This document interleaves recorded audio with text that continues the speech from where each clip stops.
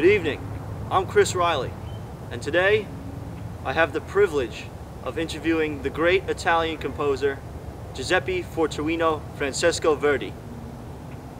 Here he is.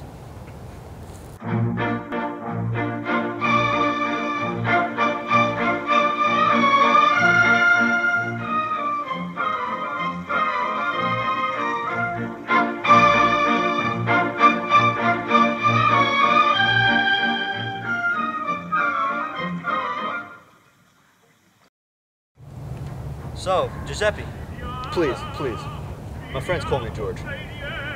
Okay, George. How you doing? I'm not doing too bad.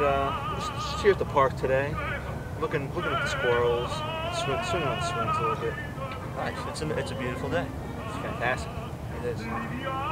George, when were you born? I was born October 9th, 1813, but sadly I died January 22nd, 1901. I'm sorry to hear that. It's quite alright. So, tell me about yourself as a child. I was born in Piacenza when later in life my parents moved to Guisseppe, Italy, where I pursued my education as a composer.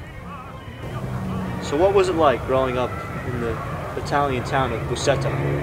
I lived there through my 20s, studying music. I eventually became the town music master, and it was then when I fell in love with opera. Outstanding. So as a young composer, were there any other musicians that you looked up to, admired? Interesting question, Chris. As a matter of fact, I was inspired by the opera compositions of a man named Puccini. Ah, another Italian. Out of all your compositions, which opera would you say is your most well known? La Traviata, which means in Italian, The Woman Who Strayed, is probably my most well known. It's a 3-act opera which I wrote in 1848. Marvelous. So George, you say you died back in 1901. What happened?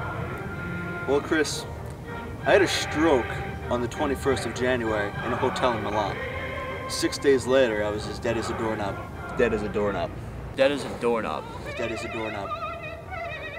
Sucks. After I died, musicians from all over Italy came together to form a huge ensemble, which still to this day is the biggest ensemble ever assembled.